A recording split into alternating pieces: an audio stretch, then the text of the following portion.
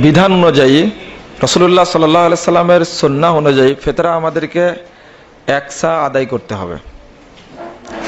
অর্ধ ছাপ ফিতরা দেওয়ার মর্মে যে হাদিসটি বর্ণিত হয়েছে সে হাদিসটি জয়ীফ হাদিস, ওইটা দেওয়া যাবে না। সহিহ বুখারীতে হাদিস বর্ণিত হয়েছে 1503 এবং 4 নম্বর হাদিস। ইবনে ওমর রাদিয়াল্লাহু আনহু বলছেন, ফারাদা রাসূলুল্লাহ সাল্লাল্লাহু আলাইহি ওয়াসাল্লাম যাকাতাল ফিত্রে সাআম মিন তাআমিন সাআম মিন শাইরিন আলাল আবদি ওয়াল হুররি ওয়াজ যাকারি ওয়াল উনসা ওয়াস সাগীর ওয়াল কাবীর মিনাল মুসলিমিন। রাসূল সাল্লাল্লাহু আলাইহি ওয়াসাল্লাম ফিতরা ফরজ করেছেন একছা খাদ্য, একছা খেজুরের। আরেকটা হাদিস আসছে, ফারাদ রাসূলুল্লাহ সাল্লাল্লাহু আলাইহি ওয়াসাল্লাম যাকাত আল ফিত্রে সাআম মিন তাআমিন সাআম মিন শাইরিন সাআম মিন জাবিবিন সাআম মিন আকিতিন মিনাল মুসলিমিন। জবের একছা, খেজুরের একছা, পনিরের একছা, খাদ্যের একছা, একছায়ের কথাই বলা হয়েছে। আবু দাউদের 1617 নম্বর একটা হাদিস বর্ণিত হয়েছে, নিসফু সাইমিন বুররিন, অর্থাৎ গমের অর্ধছা। কিন্তু এই হাদিসটি উল্লেখ করার পরই ইমাম আবু দাউদ রাহিমাহুল্লাহ বলছেন, ওয়াহমুন মিন মুয়াবিয়া ইবনে হিশাম আও মিম্মান রাওয়াহু, এই অংশটুকু হয় মুয়াব ইবনে হিশামের ভুল অথবা যে বর্ণনা করেছে তার ভুল, এটা তার ত্রুটি, এটা অর্থাৎ আধাসা নয়, ওই হাদিসে উল্লেখ করা হয়েছে। এটা ইমাম আবু দাউদ রাহিমাহুল্লাহ মন্তব্য করেই দিয়েছেন।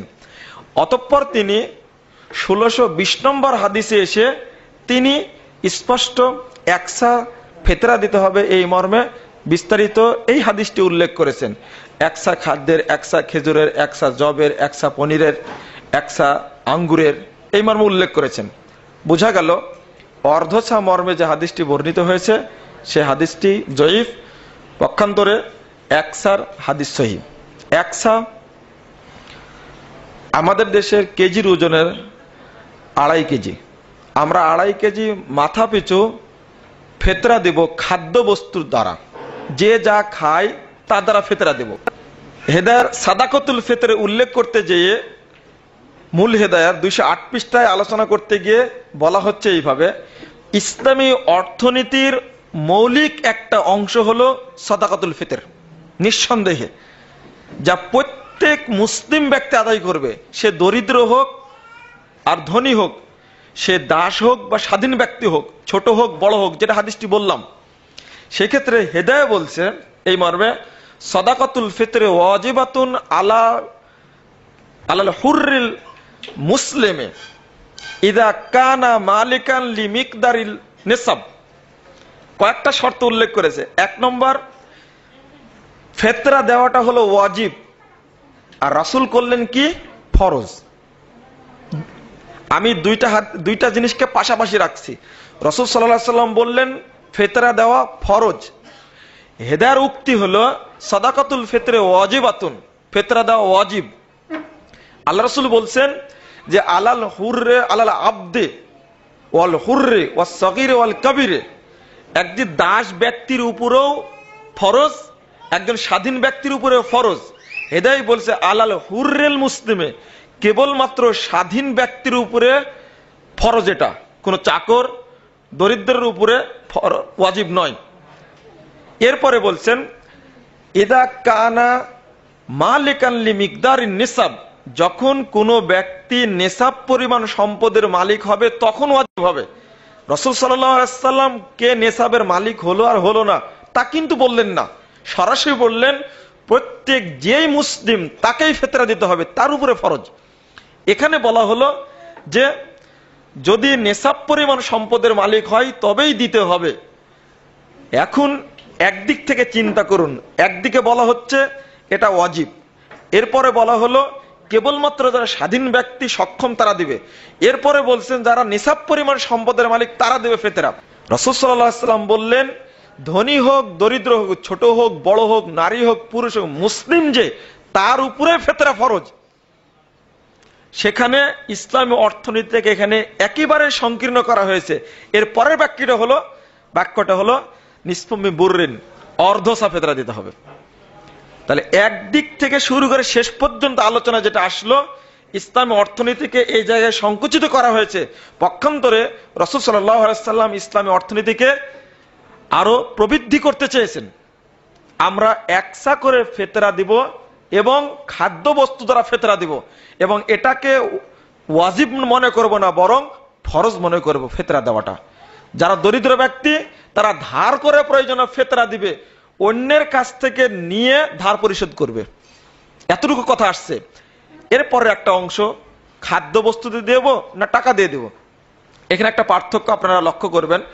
রাসূল সাল্লাল্লাহু আলাইহি সাল্লাম খাদ্যের কথা বলেছেন, কোন জায়গায় টাকার কথা বলেননি। আমরা আজকে সেটাকে টাকা নির্ধারণ করছি। গতবার বাংলাদেশে ইসলামিক ফাউন্ডেশনের পক্ষ থেকে বলা হলো 100 টাকা করে ফেতরা দিতে হবে, কিন্তু পরবর্তীতে উলামা মাশায়েখ নামে যারা আছে তাদের বিরোধিতার মুখে শেষে বলা হলো নিম্নে ফেতরা দিবে 45 টাকা, আর এবার বলেছে নিম্ন 55 টাকা। খুবই দুঃখজনক। রাষ্ট্রীয়ভাবে যেটা করা হয়, তাহলে ইসলামী অর্থনীতি আসবে কোথায় থেকে? এরপরেও আমরা ফাঁকি দিচ্ছি। প্রত্যেক ব্যক্তি কি আমরা যে ফেতরা দিয়ে থাকি, তারা কি প্রত্যেকেই 40 টাকা কেজি চাউল খেয়ে খায়? না। কেউ 30 টাকা, কেউ 35 টাকা, কেউ 40 টাকা, কেউ 50 টাকা, 60 টাকা ওজনের 60 টাকা দামের চাউলও কেউ খেয়ে থাকে। তাহলে চিন্তা করুন, যে ব্যক্তি 40 টাকা খায় তার ফেতরা কত হবে টাকা অনুযায়ী? 80-100 টাকা। যে ব্যক্তি 50 টাকা কেজি চাউল খায়, চাউলের ভাত খায়, ওর উপরে ফেতরা কত টাকা হবে? 125 টাকা। আমি নির্ধারণ যদি করে দিই যে আমার সমাজের মানুষ, আমার এলাকার মানুষ ফেতরা দিবে 100 টাকা বা 125 টাকা, এখানে দরিদ্রদেরকে বেশি চাপানো হচ্ছে আর ধনী ব্যক্তিদেরকে আবার ফাঁকি দেওয়া হচ্ছে। ফাঁকি দেওয়া না, ধনী ব্যক্তিরা ফাঁকি দিচ্ছে। তার উপরে ফেতরা ফরজ, সে 50 টাকা চাউল খায়, ফেতরা ফরজ হলো 125 টাকা। আমি নির্ধারণ করে দিলাম 100 টাকা। গরিব ব্যক্তি সেও 100 টাকা দিবে, ধনী ব্যক্তি সেও 100 টাকা দিবে। অথচ দরিদ্র ব্যক্তি চাউল সে কিনে খায়, হয়তো গমের আটা খাইছে, সে খায় 35 টাকা কেজি। 35 দুগুণে 70, তার অর্ধেক কত হবে? 87.5 টাকা। আপনি চিন্তা করুন, নির্দ্বিধায় 13 টাকা একজন গরিব মানুষকে আমি ফাঁকি দিচ্ছি। আমি 13 টাকা বেশি নিচ্ছি গরিবের কাছ থেকে, ধনী ওই দিক থেকে আবার কম দিচ্ছে 25 টাকা। আরো লক্ষণীয় বিষয়, একজন দরিদ্র ভ্যান চালক, কৃষক মানুষ, সে কিছু বুঝে না, ও জন্ম নিয়ন্ত্রণ বুঝে না, ওর সন্তান, পরিবারের সন্তান ওর সব মিলে 8টা, ধনী ব্যক্তির সন্তান মাত্র 3টা, একটা ছেলে একটা মেয়ে, আর তারা স্বামী স্ত্রী, মোট 4টা, ওর 8টার 4টা।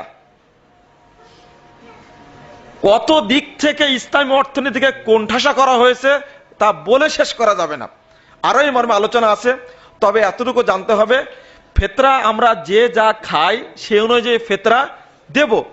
সেই সাথে সাথে আমরা চেষ্টা করব যে পুরো 1 সা ফেতরা দিব, অর্ধ সা নয়।